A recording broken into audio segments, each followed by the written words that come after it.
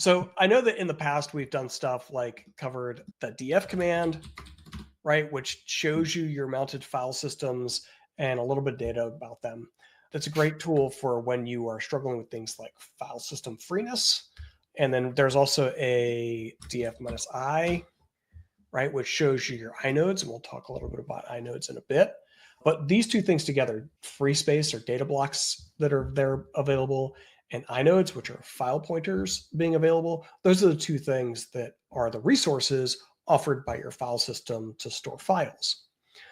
But then there's like some other stuff too, such as what kind of file systems are these? So Nate, what's the default file system type we use on Red Hat Enterprise Linux? So as of, what was it, RHEL 7 or 8? It's XFS. Yeah, RHEL 7 was where it became the default. So if I use the mount command, which shows me like all the devices, and it's way too much, but I'm going to highlight this line right here. So my slash file system is a type XFS. And this is going to dictate what tools I need to use to work with it further. Let's put it that way. What is another very common to see file system type on Linux, Nate? Sorry, I was reading a chat. What was the question? What's another very common file system type to see on Linux? Oh, ext. Well, various versions of ext, but ext4 is the most recent. Yeah, ext4. So way back, we start with ext2. If you're still using ext2, woof. But then we added journaling to it, and that is what the big difference was to get to ext3. And ext4 is a longer or another revision on the ext file system. And it does some stuff like closes the gaps some between what we have in XFS and what was not present in ext3. And we'll talk a little bit about that after the deeper, or when we transition to the deeper dive. But the big thing is you use something like a mount to figure out what kind of file system you have. You may have a mix.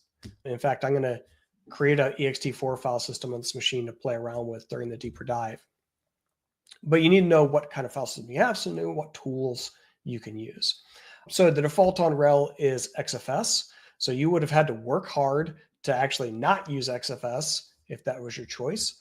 Well, not that hard. That's the case. You just have to make a choice at install time, really. It's not that hard. I mean, you have to actually pay attention and not just click next. Yeah. Right. I mean, you shouldn't just be clicking next when you're partitioning your disks anyway. But yeah, if you didn't pick ext4, you'll have XFS. Says you. I'm the server with GUI guy. I just click next blindly. Never a GUI, man. Never. So if we're interested in some of the parameters of our XFS file system, we can use XFS info on this device. And this tells us a little bit, about our XFS file system. And so it gives us some like low-level detail, like what's the block size of this file system? We get some information on like or how many blocks it has in total. We get some things about inode somewhere in here. Oh, inode size is 512 bytes. Or, sorry, yeah, it could be K. I can't remember. So there's not a whole lot here, right? Because XFS has a whole bunch of tune stuff that goes into it when it's made. And so we don't offer a lot of tuning things to the end user for XFS because it just kind of works. And the reason that we chose XFS as the default in RHEL 7 and later is that it had some really nice things around automatically defragmenting. So just by using the file system, it would take care of fragmentation that occurred on the system. The other really big thing is that at the time, ext3, with how it was designed, had limits on how many directories one could create. And so you're limited to how many like subdirectories could be in a directory. And XFS, because of how it stores things, didn't have that limitation. And that's the big reason why in RHEL 7 we switched to XFS, because people like to store things and they get really mad when they can't store things because they get some kind of error from their file system. They get even more mad when they store things or think they've stored things and they can't get it back again. So yeah. So there's some resiliency benefits to XFS, and there's also pretty large file system size difference, if I read correctly before, as in prep for this episode, right? Yeah. So again, I think that only that matters when it largely matters, been- right? Like most people aren't making exabyte size file systems, but if you need them, right.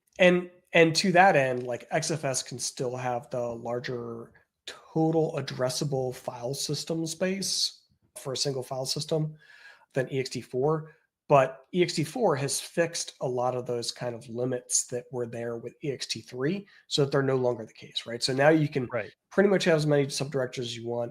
You can pretty much have as much disk space in a file system as you want with ext4. But with ext3, that was not the case. ext3 definitely had smaller overall file system limits and this like weird subdirectory limit that people do. If I recall, ext3 had limits that were like in the single digit terabyte ranges. I don't remember exactly what it was. It was like 2 TB or something.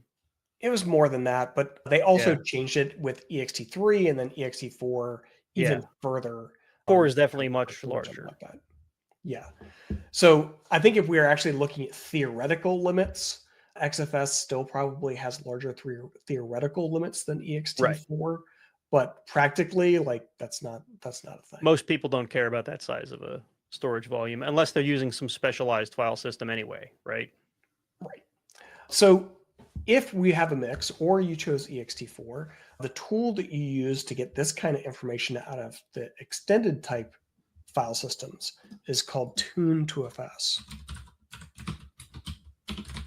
And I formatted a file as a file system, and I'm going to pipe that to this. Sorry, -L. There we go. So tune2fs is how you make tuning changes. -L will list the things that are setting in your file system. You might also be able to get this with a command called dump e2fs, but dump e2fs also dumps out a whole bunch of additional data on your block groups and inode groups and where they're stored, which most people don't care about. But with the gloriousness of scrolling, that would be what you end up seeing on the screen and not this list of parameters. So like XFS, we get things like, hey, how many inodes do I have? How many blocks do I have? This also has the idea of reserved blocks.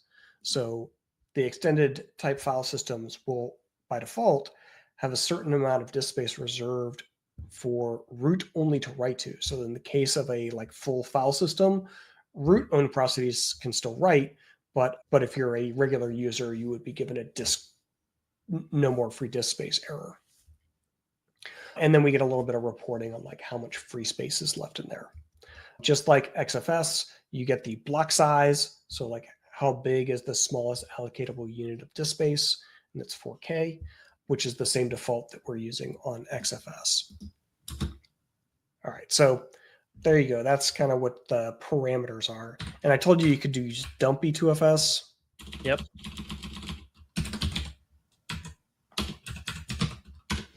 Right, so it starts off with the same stuff, but then it goes down into this level of detail, which is here's where the super block is at, and here's the block and inode free bitmaps, and here's how many free blocks and inodes are within this block group. And I'll talk in the deeper dive a little bit about what that means and how that's organized. But yeah, so like it's funny that some of these tools still have a 2 in them. I assume that's because they were created in the E2FS days, and then they were just carried forward as we got ext3 and 4, or am I wrong there? No, that is correct. That's what I thought. The extended type file system started with ext and then was ext2, hence the E2 somethings. Right. And then we just kind of kept bolting onto it and making changes to it. And so you still use the E2 something commands, even though you might be using an ext3 or ext4 formatted file system. There was a point where the tools to make an ext3 file system were just the ext2 tools, and you added a command line option that says also add a journal, right? Right. Yep. So, and now they've like made that automatic with some of the MKFS commands, so that there's an extension for ext3 and an extension for ext4, so it makes the right choices when doing those formatting. Right. They're cleaner now than they were then. I'm just saying that we're talking a decade or more ago.